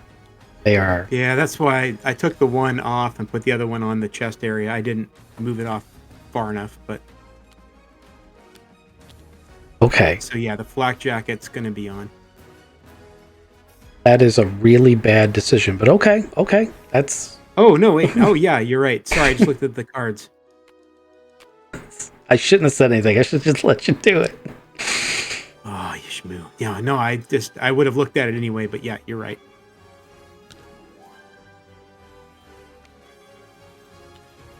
So I what are also you took doing a with the flak jacket? Does anybody need a flak jacket? There you go. Auto, raise your hand. Huh? Oh, I need more armor too? Got Do you it. have any armor? I have a cloth trench coat that is painted white and makes me look like a scientist. Oh, that's better. If that's it. It might Oh be. yeah, definitely. That's got What's to have some protection on it. what's the protection level on it? It's +6. Oh yeah, that's good. That's good stuff. That's better. It saved Anybody- me when I shot myself in the foot. Can Zigzag wear that on top of his power armor? No. Just like No. ripping through the wings? That's not going to work. No. There are circumstances where you can double up on certain types of armor if you don't mind it being bulky. Technically, your cloth jacket and the flak jacket, if you don't mind it being very obvious you're wearing armor, can double up. Like you can wear the flak jacket underneath another single piece of armor. But you start running into all sorts of issues, so you're probably better off just sticking with your jacket. Wrap it around Gus. Weld it to his chassis. Weight distribution is going to be a huge issue, and no. Yeah, that's what the magic voice in the air said. No. If Stop nobody looking at needs it, Gus like then that. I've got to leave it behind. So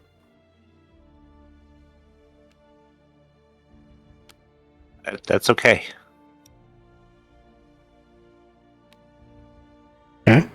So, what else are you guys doing down here? Are you making camp down here and resting because you're out of combat for a minute? And does that mean Zigzag is cooking in a sewer? I don't think so. I don't know if I would. I understand that the Serpentina are food. It's still very abrasive to me to try to eat it. I don't think that this is a safe spot. We could spend maybe 10 minutes here, catch our breath, and then we should move on. I concur. Yeah, we got the things. I put bullets in this. I've put my pistol in my pocket, and I now have a big old gun, and I feel stronger. And let's keep moving, guys. All right, metagame. Since I'm leaving behind the flak jacket and nobody wants it, we just put it in the trash can. You can if you want to. Technically, your encumbrance is so your problem is that your endurance and shit is really low because you've taken all that damage. So you actually can't carry a lot. However, most people could carry that extra weight no problem if they wanted to put it in their backpack. Your strength plus endurance times a number that I can't remember off the top of my head. Ooh, wait, I have encumbrance. Here we go. It's right here. So it's on this little tab. So it's your combined strength and endurance without penalty. Oh, without penalty. So it really doesn't. Your encumbrance does not change when you get injured. I did not realize that. That's why we keep this up here. All right, well, if that's the case. Yeah, let's see here.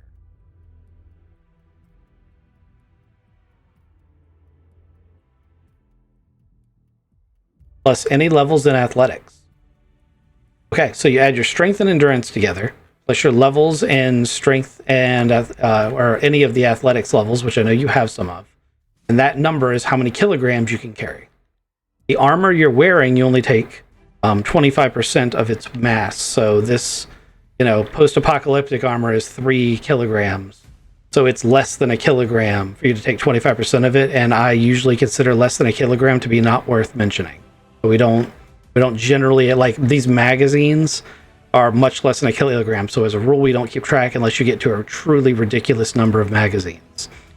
Which, while you may look at this pile and think you have a ridiculous number, that's 1, 2, 3, 4, 5, 6, 7 magazines. That's not actually that much for a combat load.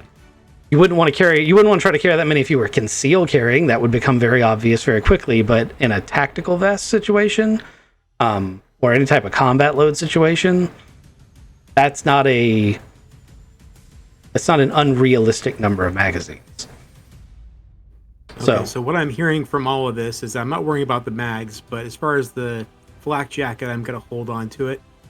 Since it doesn't seem like it's going to be any kind of problem despite my physical issues.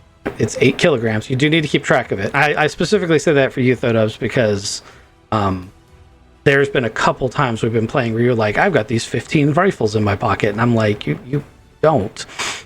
Oh no, so, yeah, I hear you. I got you. But I try and keep track of that too. Okay. Gone good so far.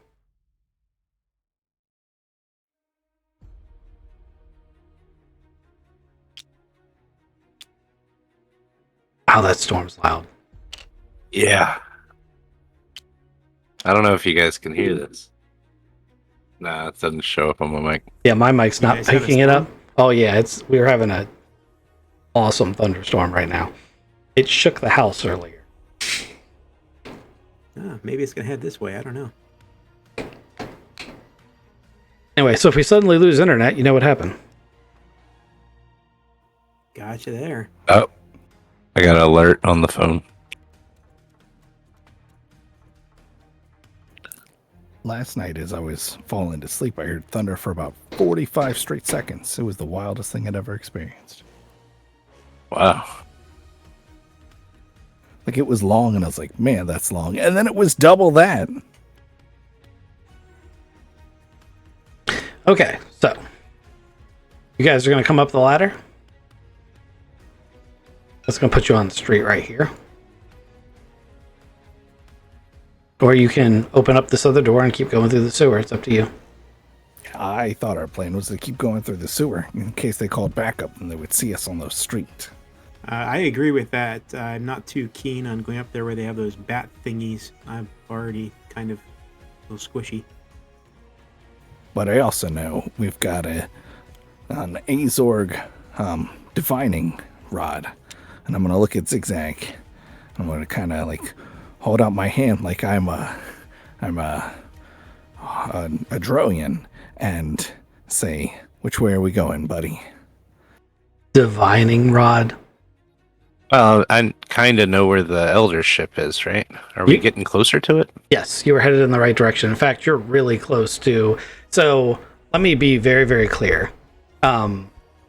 You don't know exactly where it is. You have like a gut feeling that you're heading in the right direction. And you also kind of know something about the ship. Like, you know that's the ultimate goal. But there's this little niggling detail you can't quite remember.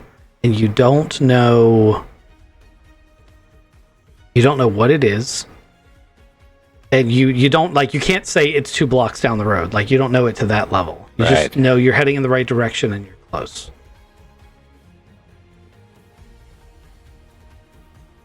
Gentlemen, I think we should stay underground. It's a little safer.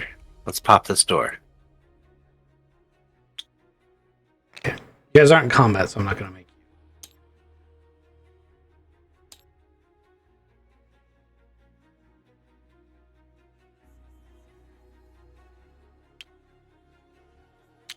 you. It'll take me cranking. The door popped open. Yep. This next room is a little bit more damp than the other one, but it seems to be just like damp, not like flooded or anything. Lots of garbage and trash. There is some sort of weird insectoid corpse.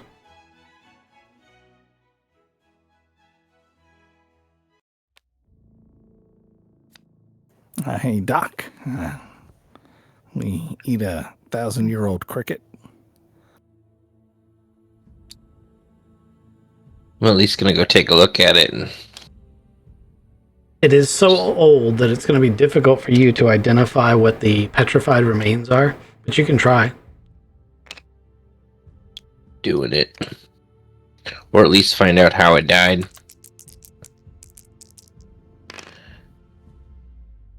Six, 7, 8, 9, 10, 11. As you roll it over, you realize it is the mummified, almost skeletal remains of a Droyan.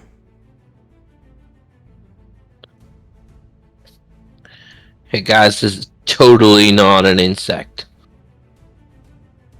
It's actually a, like, mummy Droyan.